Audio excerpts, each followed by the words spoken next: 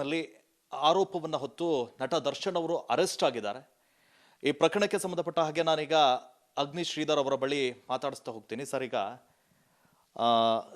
ಕನ್ನಡ ಚಿತ್ರರಂಗದ ಮೇರು ನಟ ಇವ್ರ ಮೇಲೆ ಇಂಥದ್ದೊಂದು ಆರೋಪ ಬಂದಿದೆ ಸರ್. ಈ ಪ್ರಕರಣದ ಬಗ್ಗೆ ನಿಮ್ಮ ಪ್ರತಿಕ್ರಿಯೆ ಏನು ಸರ್ ಅಂತ? ಇದ್ರ ಬಗ್ಗೆ ಏನು ಹೇಳೋಕೆ ಸಾಧ್ಯ? ಅವನು ಮಾಡಿದ್ದು ಸರಿ ಅಂತ ಯಾರಾದರೂ ಹೇಳೋಕ್ಕಾಗತ್ತಾ? ಈ ಕೆಲಸ ಬೇಕಿರಲಿಲ್ಲ, ಅವನಿಗೆ ಈ ಕೃತ್ಯ ಬೇಕಿರಲಿಲ್ಲ. ಇವತ್ತು ಕಾಂಪಿಟೇಟಿವ್ ವರ್ಲ್ಡ್ ಬಗ್ಗೆ ಏನು ಹೇಳೋಕ್ಕೆ ಸಾಧ್ಯ? ಈ ಕೃತ್ಯ ಇವನಿಂದ ಆಗಬಾರ್ದಾಗಿತ್ತು. ಆತ ಒಬ್ಬ ನಟ, ಯಾರೋ ಬಿಸ್ನೆಸ್ಮನ್ ಅಲ್ಲ ಅಥವಾ ಸರ್ಕಾರಿ ನೌಕರ ಅಲ್ಲ. ಆ ನಟನಿಗೆ ಗೊತ್ತು, ನನ್ನ ಬಗ್ಗೆ ತಿಳ್ಕೊಳ್ಳೋದಕ್ಕೆ ಮೀಡಿಯಾಗಳಾಗಲಿ ಜನ ಆಗಲಿ ಭಾಳ ಕಾತುರದಿಂದ ಇರ್ತಾರೆ. ನಾನೊಬ್ಬ ರಾಜಕಾರಣಿ ಆಗಿದ್ದಿದ್ರೆ ಅಷ್ಟು ತಲೆ ಕೆಡಿಸ್ಕೊಳ್ತಿರ್ಲಿಲ್ಲ ಅಂದಾಗ ಇಂಥ ಒಂದು ಕೃತ್ಯ ಎಸಗಿದಾಗ ಗೊತ್ತಾಗಬಾರ್ದಾಗಿತ್ತ ಅವನಿಗೆ? ನಾನು ಎಲ್ಲರ ಕಣ್ಣಿಗೆ ಸಿಗ್ತೀನಿ, ಆಹಾರ ಆಗ್ತೀನಿ ಮೀಡಿಯಾಗಳಿಗೆ, ನಾನು ಆಗಬಾರ್ದು ಅನ್ನೋ ಕನಿಷ್ಠ ಎಚ್ಚರಿಕೆ ಇರಲಿಲ್ಲ ಅಂದರೆ ಏನು ಹೇಳೋದು?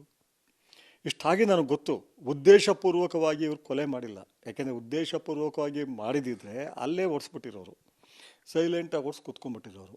ಆದರೆ ಭಾಳ ಜನ ಅಂದ್ಕೊಳ್ಳೋದೇನು, ಉದ್ದೇಶಪೂರ್ವಕವಾಗಿ ಇವನು ಕೊಲೆ ಮಾಡಿಸಿಲ್ಲ ಅಥವಾ ಇವನು ಏಟ್ನಿಂದ ಸತ್ತಿಲ್ಲ ಅಂದಾಗ ಇವನು ಕೇಸ್ನಿಂದ ಬಚಾವಾಗಿಬಿಡ್ತಾನೆ, ಇವನು ಹೆಚ್ಚಿಗೆ ಇದಾಗಲ್ಲ ಅಂತ. ಆ ರೀತಿ ಆಗಲ್ಲ. ಯಾಕೆಂದರೆ ಇಲ್ಲಿ ಕಾರಣ ಇರೋದೇ ದರ್ಶನ್ ಮತ್ತು ಆ ಹೆಣ್ಣುಮಗಳು, ಅವ್ರಿಗೋಸ್ಕರನೇ ಇದೆಲ್ಲ ಆಗಿರೋದು. ಸೊ ಇದೆಲ್ಲ ಆದಾಗ ಆತ ಒಂದು ಕ್ಷಣ, ಒಂದು 2 ಉಸಿರುಗಳ ಕಾಲ ಯೋಚನೆ ಮಾಡಬೇಕಾಗಿತ್ತು. ಇದು ಯಾವುದೇ ಕೃತ್ಯ, ಒಂದು ಹೇಳ್ತೀನಿ ಕೇಳಿ, ಭಾಳ ಜನ ಗೊತ್ತಿಲ್ಲ. ಪ್ಲ್ಯಾನ್ ಮಾಡಿಬಿಟ್ರೆ, ಪ್ರಭಾವಿಗಳಿದ್ರೆ, ಹಣ ಇದ್ದರೆ, ಪೊಲೀಸ್ ಅಧಿಕಾರಿಗಳ ಜೊತೆ ಸಂಪರ್ಕ ಇದ್ದರೆ ಏನು ಬೇಕಾದರೂ ಮಾಡಬಹುದು ಅನ್ನೋ ಭ್ರಮೆಯಲ್ಲಿದ್ದಾರೆ. ಆ ರೀತಿ ಇಲ್ಲ. ನಡಿ, ಈಗ ಶುರು ಮಾಡೋಣ. ಕೇಸರಿಯಿಂದ ಮನೋಲ್ಲಾಸ ಮನಸ್ಸು ಮತ್ತೇರಿ ಕುಣಿದಾಡಿದೆ ನೋಡು, ಮನಸ್ಸು ಮತ್ತೇರಿ ಕುಣಿದಾಡಿದೆ ನೋಡು. ಕ್ಷಣ ಕ್ಷಣವೂ ಆಚರಿಸಿ ಕೇಸರಿ ಹಬ್ಬ. ವಿಮಲ್ ಬಾಯಲ್ಲಿ ಹೇಳಿ ಕೇಸರಿ. ಕೋರ್ಟ್ನಿಂದ ವಿಚಾರಣೆ ನಡೆದ ನಂತರ ಬಿಡುಗಡೆ ಆಗೋದು ಬೇರೆ. ಆದರೆ ಕೇಸ್ ಹೇಗಿರುತ್ತೆ ಅಂದರೆ, ಮಧ್ಯರಾತ್ರಿ ಅಮಾವಾಸ್ಯೆ ದಿನ ಒಬ್ಬನೇ ಹೋಗಿ ಮಾಡಿರೋ ಕೃತ್ಯಗಳು ಈಚೆಗೆ ಬರ್ತವೆ. Question of time. 1 ತಿಂಗಳಾಗ್ಬೋದು, 6 ತಿಂಗಳಾಗ್ಬೋದು, ಬರ್ತವೆ. ಅಷ್ಟು ಸುಲಭ ಅಲ್ಲ. ಇನ್ನು 13 ಜನ ಮಾಡಿರೋವಾಗ ಹೊರಗಡೆ ಬರೋದಿಲ್ವ? ಇದು ಒನ್ ಆಸ್ಪೆಕ್ಟ್. ಇನ್ನೊಂದು, ನೀವೆಲ್ಲ ಏನು ಮಾಡ್ತಾಯಿದ್ದೀರಿ, ಮೀಡಿಯಾಗಳು, ಬಹಳಷ್ಟು ಮೀಡಿಯಾ ಹೇಳ್ತಿರೋದು ರಾಜಾತಿಥ್ಯ ಕೊಡ್ತಿದ್ದಾರೆ, ಅಲ್ಲಿ ಬಿರಿಯಾನಿ ಕೊಡ್ತಿದ್ದಾರೆ. What nonsense. ನೀವು ಯಾರೂ ಅನುಭವಿಸಿಲ್ಲ ಅದನ್ನು. ನಾವು ಅನುಭವಿಸಿರೋರು ಹೇಳ್ತೀವಿ ಕೇಳಿ. ಅಲ್ಲಿ ಕೂತ್ಕೊಂಡಿದ್ದಾಗ ಜಗತ್ತಿನ ಅತ್ಯಂತ ಶ್ರೇಷ್ಠ ಬಿರಿಯಾನಿ ಕೊಟ್ಟರು ಖುಷಿ ಆಗಲ್ಲ. ಯಾಕೆ ಬಂಧನ ಅನ್ನೋದು ಇದೆಯಲ್ಲ, ಯಾಕೆ ಬಂಧನ, ಜೈಲು, ಇದನ್ನು ಯಾಕೆ ವ್ಯವಸ್ಥೆ ಮನುಷ್ಯ ಸೃಷ್ಟಿ ಮಾಡಿಕೊಂಡ? ಅದಕ್ಕೆ ಹತ್ತಿರ ಕೂಡ ಯಾವುದು ಬರೋದಿಲ್ಲ. ಅಲ್ಲಿ ಕೂತಿದ್ದಾಗ ಏನೂ ಇರೋದಿಲ್ಲ. ಹಬ್ಬಬ್ಬ ಅಂದರೆ ಸಿಗರೇಟ್ ಚಟ ಇದು ಬೆಳೆಸ್ಕೊಂಡಿರೋರಿಗೆ ಸಿಗರೇಟ್ ಬೇಕು ಅನಿಸುತ್ತೆ. ಯಾಕೆಂದರೆ ಮೈಂಡ್ ಇದಾಗಲಿ ಅಂತ, ತಿಳಿಯಾಗಲಿ ಅಂತ. ಆದರೆ ಯಾವ ಕಾರಣಕ್ಕೂ ಯಾವ ಬಿರಿಯಾನಿ ಯಾವಿದು ಏನೂ ಖುಷಿ ಕೊಡೋದಿಲ್ಲ. ಬಂಧನದಿಂದ ತಪ್ಪಿಸ್ಕೊಳ್ಳೋದು ಹೇಗೆ? ಇದು ಒಂದು. ಸೊ ರಾಜಾತಿಥ್ಯ ಅದು ಇದು ಅಂತಿರಲ್ಲ, ಅದನ್ನು ನಮಗೇನೂ ಅನಿಸೋದಿಲ್ಲ. ಇದು ದರ್ಶನ್ ಹೆಸರುವಾಸಿ ನಟ ಆಗಿರೋದ್ರಿಂದ ನೀವು ಹೇಳ್ತಿದ್ದೀರಿ ಅಷ್ಟೇ. ಬಹಳಷ್ಟು ಜನಕ್ಕೆ ಪೊಲೀಸ್ ಕೇಳ್ತಾರೆ, ಏನು ಊಟ ಬೇಕೋ, ಮನೇಲಿ ತರಿಸ್ಕೊಳ್ತೀಯೇನೋ ಅಂತಲೇ ಕೇಳ್ತಾರೆ. ಮತ್ತು ಇದರಲ್ಲಿ ಸ್ವಲ್ಪ ವರ್ಕ್ ಮಾಡಿದ್ದಾರೆ ಅಂದ್ಕೊಂಡ್ರೆ, ಅದನ್ನು ನೀವು ಯಾರು ಹೇಳ್ತಿರೋಂಗೆ ಕಾಣ್ತಿಲ್ಲ. ತುಂಬ ವರ್ಕ್ ಮಾಡಿದ್ದಾರೆ. ಬಹುಶಃ ದರ್ಶನ್ನು ಹೆಣ್ಮಗಳು ಒಂದಿಬ್ಬರು ಬಿಟ್ಟು ಎಲ್ಲರೂ ನಮ್ಗೆ ಗೊತ್ತಾಗುತ್ತದು, ಆ ಕುಂಡ್ಕೊಂಡು ಹೋಗೋದ್ರಲ್ಲೇ ಗೊತ್ತಾಗುತ್ತೆ. ತುಂಬಾ ವರ್ಕ್ ಮಾಡಿದ್ದಾರೆ. ಮತ್ತು ಪೊಲೀಸ್ ಇರ್ತಾರಲ್ಲ, ಆ ಗುಂಪು ಸೇರಿದಾಗ ಯಾವನ್ನೂ ಕೇರ್ ಮಾಡಲ್ಲ. ನೀನು ಪ್ರಧಾನಮಂತ್ರಿ ತಮ್ಮ, ಮುಖ್ಯಮಂತ್ರಿ ತಮ್ಮ ಅಂದರೂ ಕೇರ್ ಮಾಡಲ್ಲ. ಅದು ಆಮೇಲೆ ಮಾತಾಡಲ್ಲ ಅಂತ ಶುರು ಮಾಡ್ತಾರೆ. ಸೊ ಇದು ನಾವು ನೋಡಿದ್ದೀವಿ. ಇದು ಒಂದು. 2, ಇವನು ಹತ್ಯೆ ಮಾಡಿದಾನ, ಇವನ ಮುಚ್ತಾನ, ಇವನ್ನ ತಿಳು ಮಾಡ್ತಾರ. ನೀವು ಅಂದ್ಕೊಂಡಿರೋಷ್ಟು ಸರಳವಾಗಿಲ್ಲ ಈ ಪ್ರಕರಣ. ಭಾಳ ಸರಳವಾಗಿ ಮೀಡಿಯಾಗಳು ತೊಗೊಂಡ್ಬಿಟ್ಟಿದೆ. ಕೊಲೆ ಮಾಡಿದ್ದಾನೆ, ಅವ್ನು ಬಂದು ಹೋದ್ಮೇಲೆ ಆಯಿತಾ, ಇವ್ರು ಹೊಡೆದ್ರೆ ಅವ್ರು ಹೊಡೆದಿಲ್ವಾ, ಅವ್ನು ಹೊಡೆದಿದ್ದಕ್ಕೆ ಸತ್ತನ, ಅದನ್ನು ಬಿಟ್ಟಾಕ್ಬಿಡಿ. ನಿಮ್ಗೆ ಇನ್ನೊಂದು ಸಂಗತಿ ಕೇಳ್ತೀನಿ, ನೀವು ಯಾರು ಪರಿಗಣಿಸದೇ ಇರೋ ಸಂಗತಿಯನ್ನು. ಇವರು ಹುಡುಗನ್ನ ಎಳ್ಕೊಂಬರ್ತಾರೆ ಅಲ್ಲಿಂದ, ಚಿತ್ರದುರ್ಗದಿಂದ. ಇಲ್ಲಿ ಹೊಡಿತಾರೆ. ಹೊಡೆದ ಮೇಲೆ ಅಕಸ್ಮಾತ್ ಅವ್ನು ಸತ್ತಿರಲಿಲ್ಲ, ತುಂಬಾ ಸ್ವಲ್ಪ ಹೊಡೆದಿರ್ತಾರೆ, ದುಡ್ಡು ಕೊಟ್ಟು ಊರಿಗೆ ಕಳಿಸ್ತಾರೆ. ಬೇಕಾದ್ರೆ ಕಾರ್ನಲ್ಲೇ ಡ್ರಾಪ್ ಮಾಡಿಸ್ತಾರೆ. ಏನಾಗ್ತಿತ್ತು ಆಗ ಆ ಹುಡುಗನ ಪತ್ನಿ ಅಥವಾ ಹುಡುಗನ ತಾಯಿ ತಂದೆ ಹುಡುಗನಿಗೆ ಬೇಕಾಗಿರೋರು ಇದ್ದೇ ಇರ್ತಾರೆ. ಲಾಯರ್ಗಳು, ಇವರು ರಾಜಕಾರಣಿಗಳು ಬಿಡ್ತಿರ್ಲಿಲ್ಲ, ಕೇಸ್ ಕೊಡಿಸಿರೋರು. ಆಗೇನು ಪ್ರಕರಣ ಸರಳ ಆಗ್ತಿತ್ತು ಅಂದ್ಕೊಂಡಿದ್ದೀರಾ? It would have been a kidnap case. Kidnap ಅಂತ ಹೇಳೋದು ಕೂಡ ಹೈನಸ್ ಕ್ರೈಮ್. ಅದು ಕೊಲೆಯಷ್ಟೇ ದೊಡ್ಡ ತೀವ್ರವಾದ ಅಪರಾಧ, ಅದು ಗಂಭೀರವಾದ ಅಪರಾಧ. ಅದಕ್ಕೂ ಜೀವಾವಧಿ ಶಿಕ್ಷೆ ಇದೆ. ಒಂದು ಕಾಲದಲ್ಲಿ 20 ವರ್ಷದಿಂದ 7 ವರ್ಷ ಇತ್ತು, ಈಗ ಅದಕ್ಕೂ ಜೀವಾವಧಿ ಶಿಕ್ಷೆ ಇದೆ. ಅದೇ ರೀತಿ ಈ ಪ್ರಕರಣದಲ್ಲಿ ಬರೀ ಕೊಲೆ ಅನ್ಬೇಡಿ, ಕಿಡ್ನ್ಯಾಪ್ ಇದೆ.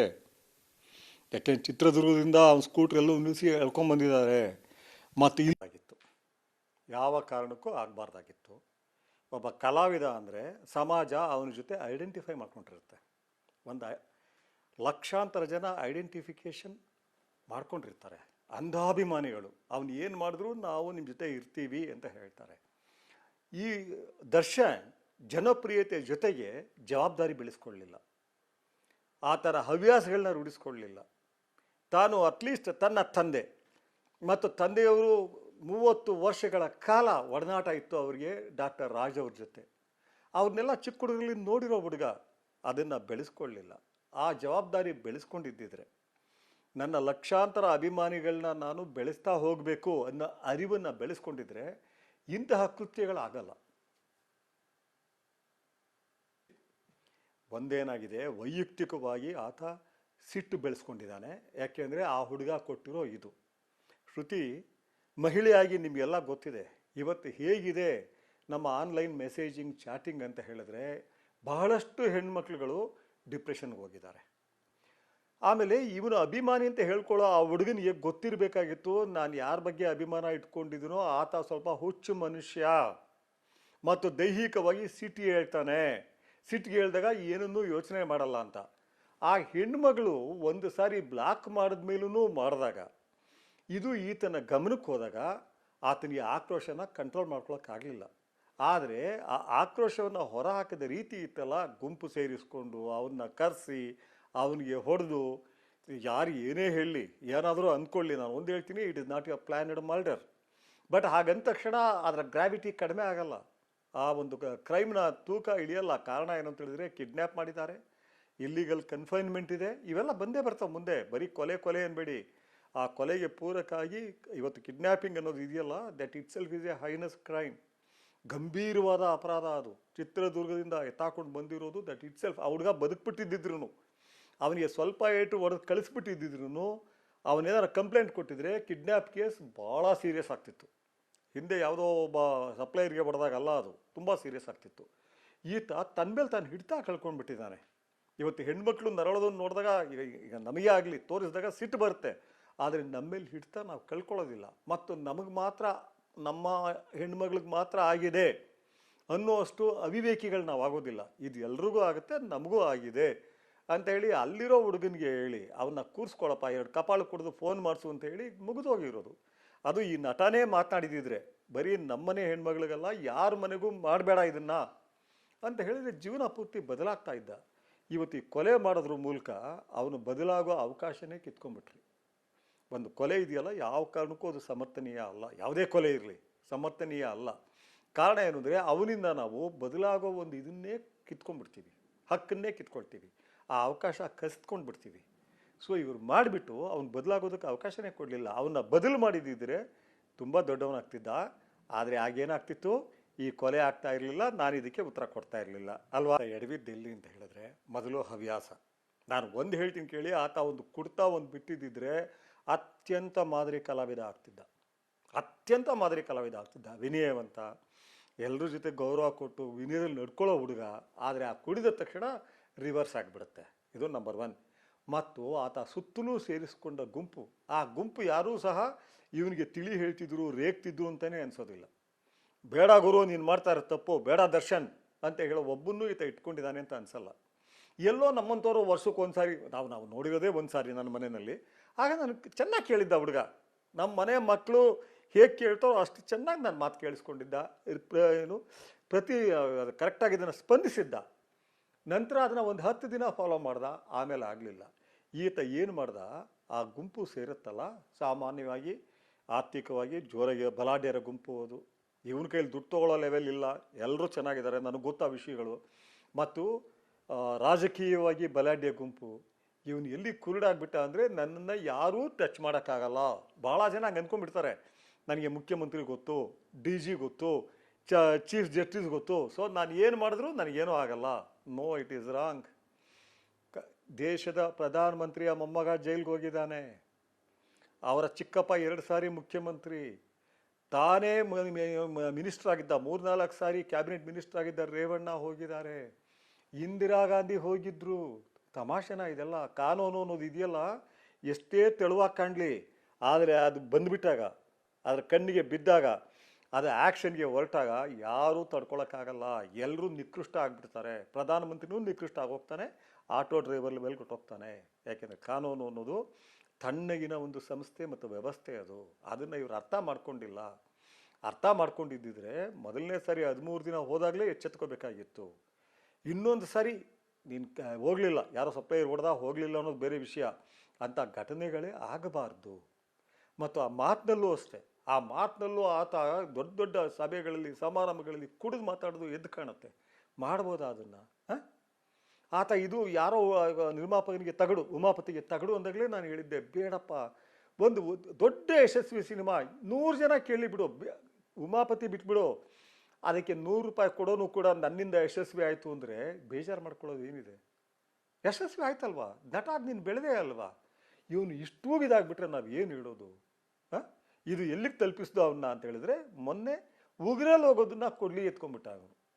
ಉಗ್ರಲ್ಲಿ ಹೋಗ್ತಾ ಇದ್ದು ಅವನು ಎದುರಿಗೆ ಬರೋದೇ ಬೇಕಿರಲಿಲ್ಲ. ಎಲ್ಲಿ ದರ್ಶನ್, ಎಲ್ಲಿ ರೇಣುಕಾ ಸ್ವಾಮಿ? ಇವತ್ತು ನೀನು ಏನಾದರೂ ಮಾಡಪ್ಪ, ನೀನು ಏನೇ ಮಾಡು, ಆ ಜೀವ ಆ ತಾಯಿ ತಂದೆ ಕೊಡೋಕ್ಕಾಗತ್ತಾ? ಆ ತಾಯಿ 9 ತಿಂಗಳು ಇಟ್ಕೊಂಡು ಒಡಲಲ್ಲಿ ಹೆತ್ತಿರೋ ಒಂದು ಜೀವನ ನೀನು ಅವನಿಗೆ ಗುರುತರವಾದ ತಪ್ಪು ಮಾಡಿದ್ದ. ಅದರಿಂದ ಡಿಪ್ರೆಷನ್ಗೆ ಹೋಗ್ತಾರೆ ಹೆಣ್ಮಕ್ಳುಗಳು. ಬ್ಲಾಕ್ ಮಾಡಿದ್ಮೇಲೂ ಮಾಡಿದ್ದು ಅಂತಿಂಥ ಅಪರಾಧ ಅಲ್ಲ. ಬಟ್ ನಿನ್ನ ಲೆವೆಲ್ಗೆ ಅವನನ್ನು ಕರೆಸಿ ಹೊಡೆದು ಮರ್ಡರ್ ಆಗೋ ರೀತಿಯಲ್ಲಿ ಹೊಡಿಬೇಕಾಗಿತ್ತಾ?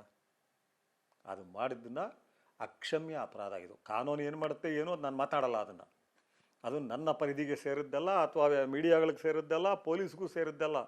ನ್ಯಾಯಾಲಯದ ಮುಂದೆ ಹೋದಾಗ ನ್ಯಾಯದ ಕಣ್ಣುಗಳಲ್ಲಿ, ನ್ಯಾಯಾಂಗದ ವ್ಯವಸ್ಥೆಯಲ್ಲಿ, ಅದರ ರೀತಿ ರಿವಾಜುಗಳಲ್ಲಿ ಏನು ಎಸ್ಟಾಬ್ಲಿಷ್ ಆಗುತ್ತೆ ಅನ್ನೋದು ಅಲ್ಲಿ ವಕೀಲರಿಗೆ ಮಾತ್ರ ಗೊತ್ತಿರುತ್ತೆ. ಮತ್ತು ನಮ್ಮಲ್ಲಿ ತುಂಬ ದೊಡ್ಡ ವಕೀಲರುಗಳಿದ್ದಾರೆ. ಇಡೀ ಇಂಡಿಯಾ ರಾಷ್ಟ್ರದಲ್ಲೇ ಹೆಸರು ಗಳಿಸಿರೋ ವಕೀಲರಿದ್ದಾರೆ. ಸಿ ವಿ ನಾಗೇಶು, ಹನುಮಂತರಾಯ, ಇಂಥವರೆಲ್ಲ ಇನ್ನೂ 3-4 ಜನ ಇದ್ದಾರೆ. ಅವ್ರಿಗೆಲ್ಲ ಹೋದಾಗ ಏನು ಬೇಕಾರಾಗಬಹುದು. ಆದರೆ ಮನುಷ್ಯನಾಗಿ ನೀನು ಮಾಡಿರೋದು ಅಕ್ಷಮ್ಯ ಅಪರಾಧ. ಬದುಕಿರೋವರೆಗೂ ಆ ಹುಡುಗ ನಿನ್ನ ಕಾಡ್ತಾನೆ. ಅವನು ತಪ್ಪು ಮಾಡಿದ್ದ, ನೀನು ಸರಿ ಎಲ್ಲಿ ಮಾಡಿದ್ಯಪ್ಪ? ಅದಕ್ಕಿಂತಲೂ ಘೋರವಾದ ತಪ್ಪು ಮಾಡಿಬಿಟ್ಟೆ. ಇಷ್ಟನ್ನೇ ನಾನು ಹೇಳೋಕೆ ಬಯಸೋದು. ಆ ತಪ್ಪನ್ನು ಇನ್ನೊಂದು ತಪ್ಪಿನಿಂದ ನೀನು ಸರಿ ಮಾಡೋಕ್ಕಾಗಲ್ಲ. ಇನ್ನೊಂದು ಸರಿಯಿಂದ ಆ ತಪ್ಪನ್ನ ಹೋಗಲಾಡಿಸ್ಬೋದಾಗಿತ್ತು. ಬಟ್ ನೀನು ದೊಡ್ಡ ತಪ್ಪು ಮಾಡಿಬಿಟ್ಟೆ. ಅಲ್ಲ, ದುರಹಂಕಾರ ಬೇರೆ. ದುರಹಂಕಾರಿಗಳನ್ನ ನಾವು ನೋಡಿದ್ದೀವಿ. ದುರಹಂಕಾರಿನೂ ಸ್ವಲ್ಪ ಎಚ್ಚರಿಕೆ ಇಟ್ಕೊಂಡಿರ್ತಾನೆ. ಈತನಿಗಿದ್ದು ಅವಿವೇಕತನ, ಉಡಾಫೆತನ. ಏನು ಮಾಡಿದ್ರು ನಡೆಯುತ್ತೆ. ಏನಕ್ಕಪ್ಪ ಬಿಟ್ಬಿಡಿ, ಕೊಲೆ ಬಿಟ್ಬಿಡಿ. ಅವನನ್ನು ಎಳ್ಸ್ಕೊಂಬಂದ್ರಲ್ಲ ಇದರಿಂದ, ಚಿತ್ರದುರ್ಗದಿಂದ ಎಳ್ಕೊಂಬಂದ್ರಿ. ದರ್ಶನ್ ಮನೆಯೇ ಕರ್ಕೊಂಡೋಗಿದ್ರಿ, ಯಾವ ಶೆಡ್ಗೂ ಹೋಗ್ತಿರ್ಲಿಲ್ಲ. 2 ಕಪಾಳು ಕೊಟ್ಟು ಸಾರಿ ಹೇಳಿ ಕಳಿಸ್ತಾ ಇದ್ರಿ. ಅವನು ಈ ಕಂಪ್ಲೇಂಟ್ ಕೊಟ್ಟಿದ್ರೆ ದರ್ಶನ್ ಇಷ್ಟೇ ಸೀರಿಯಸ್ ಆಗ್ತಿತ್ತು. ಯಾಕೆ ಕಾನೂನು ನನಗೆ ಗೊತ್ತು, ನಿನಗೆ ಗೊತ್ತಿಲ್ಲ. ಕಿಡ್ನ್ಯಾಪ್ ಅನ್ನೋದು ಮರ್ಡರ್ ಅಷ್ಟೇ ಹೈನಸ್ ಅಫೆನ್ಸ್. ಭಾಳ ಜನ ಗೊತ್ತಿಲ್ಲ. ಈಗ ಕಿಡ್ನ್ಯಾಪ್ ಇದೆ ಇದರಲ್ಲಿ. ಕಿಡ್ನ್ಯಾಪ್, ಇಲ್ಲಿಗಲ್ ಕನ್ಫೈನ್ಮೆಂಟ್, ಮರ್ಡರ್ 3 ಇದೆ ಇದರಲ್ಲಿ. ಇದೇನು ಸಾಮಾನ್ಯ ಇದು ಅನ್ಕೋಬೇಡಿ. ಇದು ಅವನು ಸತ್ತೋಗಿರೋನು ಭಾಳ ಆರ್ಡಿನರಿ ಮನುಷ್ಯ ಇರಬಹುದು, ಕೊಲೆಯಲ್ಲಿ ಭಾಗಿಯಾಗಿರೋನು ಅತ್ಯಂತ ಜನಪ್ರಿಯ ವ್ಯಕ್ತಿ ಇರಬಹುದು, ಪ್ರಭಾವಿ ಇರಬಹುದು, ಹಣವಂತ ಇರಬಹುದು. But it is A very very serious case. ಬರೀ ಅಷ್ಟೇ ಆಗಿದ್ರೂ ನೀನು ಸಹಿಸ್ಕೊಳಕ್ಕಾಗ್ತಾ ಇರಲಿಲ್ಲ. ಇಷ್ಟೇ ಪ್ರತಿರೋಧ ಬಂದುಬಿಡ್ತಿತ್ತು ಬರೀ ಕಿಡ್ನ್ಯಾಪ್ ಮಾಡಿದರೆ. ಕಿಡ್ನ್ಯಾಪ್ ಅನ್ನೋದು it is not an ordinary offence. ಇವು ಎಲ್ಲವನ್ನೂ ಅಂದರೆ ಯೋಚನೆ ಮಾಡೋಕ್ಕೆ ಹೋಗಿಲ್ಲ. ಅಂದರೆ ಇವನ ಸಂಪರ್ಕದಲ್ಲಿ ಒಬ್ಬ ಲಾಯರ್ ಇಲ್ಲ, ಒಬ್ಬ ಒಳ್ಳೆ ಪೊಲೀಸ್ ಅಧಿಕಾರಿ ಇಲ್ಲ, ಸಾಹಿತಿ ಇಲ್ಲ. ಏನು ಹೇಳಲಿ ನಾನು? ಈಗ ಇದ್ದರು ರಾಜ್ ಅವರು, ವಿಷ್ಣು, ಇವರೆಲ್ಲ ಎಂತೆಂಥವ್ರನ್ನ ನೋಡಿದ್ದೀವಿ ನಾವು. ಅವರೆಲ್ಲ ಇನ್ನೂ ಒಂದು ಕಡೆ ಬೇರೆ ಬೇರೆ ರೀತಿಯ ಸಂಪರ್ಕಗಳು ಇಟ್ಕೊಳ್ತಿದ್ರು. ಈ ಥರ ಪ್ಲ್ಯಾನ್ಗೋಸ್ಕರ ಅಲ್ಲ, ಆ ನಾಲೆಡ್ಜ್ ಬೆಳೆದ್ಬಿಡೋದು. ನೀನು ಬರೀ ಭಕ್ತರು ಅಂತ ಹೇಳ್ಕೊಂಡು ಕುಡ್ಕೊಂಡು ಅವ್ರ ಜೊತೆ ಇದು ಮಾಡಿಕೊಂಡು ಯಾರ್ಯಾರಿಗೋ ರೇಕ್ಕೊಂಡು ಅದರಲ್ಲೇ ಮುಳುಗೋಗ್ಬಿಟ್ಟಿಯಲ್ಲಪ್ಪ. ಜವಾಬ್ದಾರಿ ಎಳ್ಳಷ್ಟು ನನಗೆ ಇದನ್ನು ಹೇಳ್ಬೇಕಾದ್ರೆ ಸಿಟ್ಟು ಬರ್ತಾ ಇಲ್ಲ. ಸಿಟ್ಟಿಗಿಂತ ಸಂಕಟ ಇದೆ. ಈ ಹುಡುಗ ಹಿಂಗೆ ಆಗ್ಬಿಟ್ನಲ್ಲ, ತೂಗುದೀಪ ಶ್ರೀನಿವಾಸ್ ಮಗ ಈಗ ಆಗೋದ್ನಲ್ಲ. ಎಷ್ಟು ಇಡೀ ಫ್ಯಾಮಿಲಿ ಕಷ್ಟಪಟ್ಟಿದೆ.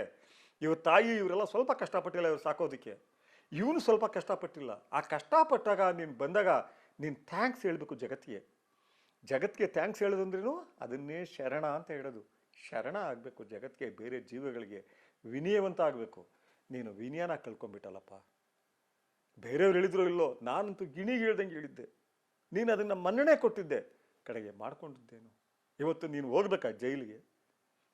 ಲಕ್ಷಾಂತರ ಜನ ಅಭಿಮಾನಿಗಳು ಇಟ್ಕೊಂಡು ಇಷ್ಟು ಜನಪ್ರಿಯ ವ್ಯಕ್ತಿ ಜೈಲಿಗೆ ಹೋಗ್ಬೇಕಾ?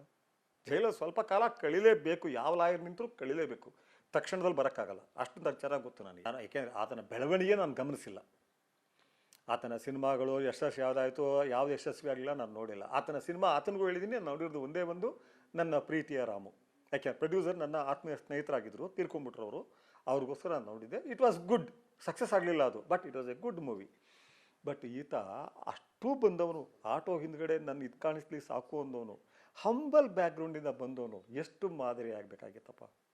ಬೇರೆ ಯಾರು ಬೇಡ, ಬೇರೆ ಯಾರು ನೀನು ಫಾಲೋ ಮಾಡಬೇಕಾಗಿರಲಿಲ್ಲ, ನಿನ್ನ ತಂದೆನ ಫಾಲೋ ಮಾಡಿದರೆ ಸಾಕಾಗಿತ್ತು. ಅವರನ್ನು ಫಾಲೋ ಮಾಡಿದ್ರು ಯಾವ ಇದಾಗ್ತಿದ್ದಪ್ಪ. ಈ ಕೆಟ್ಟ ಹೆಸರು ಬೇಕಾಗಿತ್ತ? ನಿನ್ಗೆ ಎಷ್ಟೇ ಅಭಿಮಾನಿಗಳಿರಲಿ, 10 ಲಕ್ಷ ಅಭಿಮಾನಿಗಳಿರಲಿ, ಮತ್ತು ನಿನ್ನನ್ನು ಟೀಕಿಸೋರು ಬರೀ 10,000 ಜನ ಇರಲಿ, ಬೇಕಾಗಿತ್ತ? ಯಾಕೆ ಟೀಕಿಸ್ತಾರೆ ಅಂತ ನೋಡಬೇಕಲ್ವಾ? ನಿನ್ನ 1 ಲಕ್ಷ ಜನ ನನ್ನ ಇಷ್ಟಪಡ್ತಿದ್ದಾರೆ ಅಂತ ನೋಡೋದಲ್ಲ, 1000 ಜನ ಯಾಕೆ ಟೀಕಿಸ್ತಿದ್ದಾರೆ ಅಂತ ಕೊರತೆ ಏನಿದೆ, ಅದು ಸತ್ಯ ಇದ್ದರೆ, ಬೇರೆ ಕಾರಣಕ್ಕೆ ಉಡಾಫೆಯಾಗಿ ಮಾಡಿದ್ರೆ ಪರವಾಗಿಲ್ಲ, ಅದರಲ್ಲಿ ಏನಾರು ಸತ್ಯ ಇದ್ದರೆ ತಿದ್ಕೋಬೇಕಲ್ವಾ? ಆಗಲೇ ಅಲ್ಲ ಮನುಷ್ಯ ಆಗೋದು. ಮನುಷ್ಯನಿಗೂ ಹಂದಿಗಳಿಗೂ ವ್ಯತ್ಯಾಸ, ಹಂದಿ ಸದಾ ಹಂದಿನೇ. ಮನುಷ್ಯರಿಗೂ ಹಂದಿಗೂ ವ್ಯತ್ಯಾಸ ಏನು ಅಂದರೆ, ಹಂದಿ ಗಿಣಿ ಆಗೋಕ್ಕಾಗಲ್ಲ, ಕೋಗಿಲೆ ಆಗೋಕ್ಕಾಗಲ್ಲ, ಜಿಂಕೆ ಆಗೋಕ್ಕಾಗಲ್ಲ. ಬಟ್ ಮನುಷ್ಯ ಏನು ಬೇಕಾದ್ರೂ ಆಗ್ಬೋದು. ನಾನು ಹಂದಿನೂ ಆಗಬಹುದು, ಜಿಂಕೆನೂ ಆಗಬಹುದು, ಗಿಣಿನೂ ಆಗಬಹುದು.